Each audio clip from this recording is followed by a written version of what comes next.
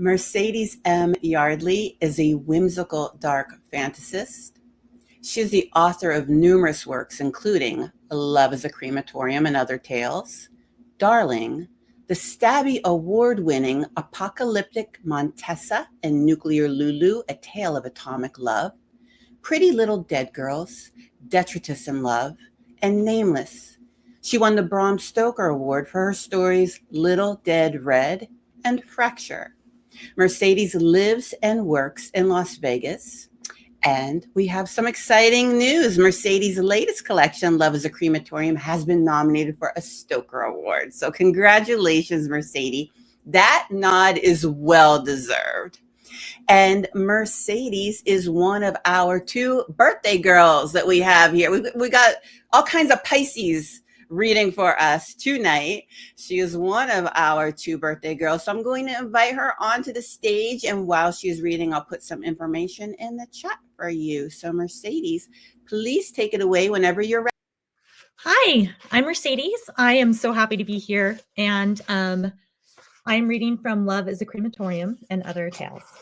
The story that I'm reading from is my very first story in here, and it's titled Loving You Darkly, and has this little picture that comes with it. All right. Loving You Darkly. Silva's lover was built of bones she scavenged from the killing fields. A shard of gleaming femur here, a handful of vertebrae there. She held him together with wire and glue and the most charming of ribbons. When she put his jawbone into place, he opened and shut it a few times to make sure it was working correctly. It fit nicely, and he grinned as skeletons are wont to do. His hollow sockets glowed with something deeper than dark magic. They glowed with love. Thank you, he said, and the clicking of his teeth reminded Silva of wooden puppets dancing toward a stage with a fine red curtain. I felt ever so much better. You're welcome, she said, and her voice nearly sounded like bones themselves. I was afraid perhaps you wouldn't want to be collected. Maybe you were happier at rest where you were. He shook his head. There was no rest, only staring at the sky and being eaten by worms. Memories of 1,000 lives lived by those who left me, men and women, but now it's mostly me. He held out his hand, and Silva took it. I do enjoy being simply me. He made himself a home in the hidden burrow where Silva lived. It was deep and dark and sheltered, and his dead eyes saw perfectly in the blackness. When Silva came back the next morning, the skeleton showed her a new dress he was making from scraps and fur. Is that for me? Silva asked, her eyes shining. It wouldn't do me much good now, would it? He asked, glancing down at his mismatched ribs and pelvis. But a living girl? Ah, loved one. You need something to cover your sack of skin. You look so cold when you return. I would keep you warm in other ways, if only I could. Silva smiled, but her lips quivered, and she dashed at her cheeks with the backs of her hands. The skeleton nearly remembered the purpose of water leaking from the eyes, but it was soon lost with the rest of his memories. He moved on instinct alone, taking a thin bone from his foot and sharpening it into a needle. He took sinew and made a staunch thread, and then he sewed, his needle darting as songs of the old ways fell from his mouth. Which part of you knows those songs? Silva asked. And the skeleton cocked his head, thinking. I think it is my left scapula, he answered. It remembers songs and stories and a bit about playing music. The fellow who left these bones, he was a lucky man indeed. He loved to dance. Do you love to dance, small one? Silva smiled. I did dance once, before the breeders came. We lived in a home with a great hall, and my father would invite people to the finest balls, and I would dance and dance until I was sent to bed, and then I would sneak out into the staircase in my nightgown and watch the lords and the ladies. It was a wonderful thing. Why don't you dance now? The skeleton asked, and Silva looked away sharply. Dance here, in the burrow? It has been an animal's burrow, and I carved it bigger day by day until a human could fit. There's barely enough room to sit, let alone dance. How silly. He watched her with his missing eyes. He would wait. He could listen. She drew her hands through the packed earth of the burrow. There was a time when I would get anything to dance. The sound of a flute silvered through my soul in a way that I can't even describe to you. I dreamed in pirouettes. It sounds lovely, he said. I can imagine you twirling your way to breakfast in the morning." Her lips fluttered into a smile and quickly disappeared. "There was room then, and joy.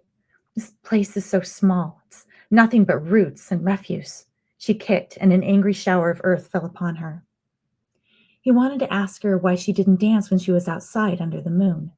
She only scavenged at night and in the mornings until when the breeders slept. Why didn't she dance then in her too short, tattered gray dress? "It was white once," she mentioned when he asked. "Beautiful and white, and it fit me perfectly. I was to meet the man I should marry, and I wore my best dress." "And then what happened?" Silva's eyes were lovely. "I was in this dress, and my father was beside me. We were walking to the carriage. My shoes were made of linen and silver, and my father wore such a wonderful jacket. He had met my husband-to-be and approved. I was afraid, but he told me I'd soon fall in love with his kindness and his humor. He told me it would be okay." A frown pulled at her mouth. "But it wasn't okay. Never again." Part of the skeleton's radius, which had belonged to a gentle, wise woman, told him to put his bony arm around Silva. He did so. "There are different levels of okay," he said simply. "And now you are okay. You're even comfortable. You have a companion who loves you, and you have somebody to love. You are safe while you share your story." Silva stilled her trembling mouth. The ground shook. There was a sound like thunder, noise that I couldn't comprehend. The breeders played horns and bugles that confused us. They rode tall beasts that made horses seem stunted by comparison. They set fire to everything they could find. My father, her father, had gone up like a wick, his hair flaming and his legs high-stepping in his fiery coat. His skin popped and ran, and he looked like a clown doing a foxtrot before he fell. She stared at him, watching his fine shoes char as he kicked and bucked. She remembered dancing with her handsome daddy as a little girl, standing on his shoes and holding his hands as they box-stepped and cha-cha'd. He whirled her around, making her laugh, and she realized that he was laughing too, deep and free and utterly happy.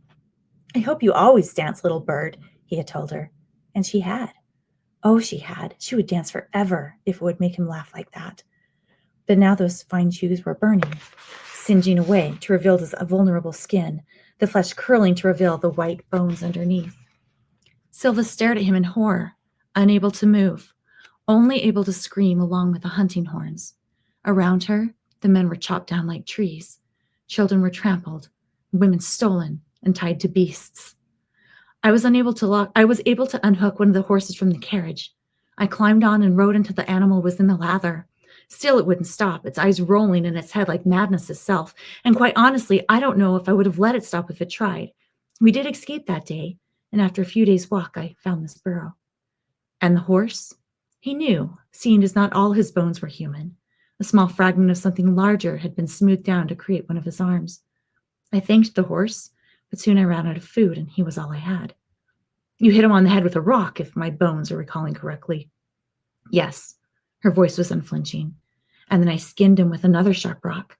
I ate him, and you're making me a dress with some of his skin. I used his hair to tie things together, and his bones to make tools. His jaw helped me dig out some of this burrow. Never have I loved a horse or been so grateful as I was to this one. The horse in the skeleton's soul was pleased, and told her as much. Her eyes shone when she answered. "Thank you," she said, "for everything."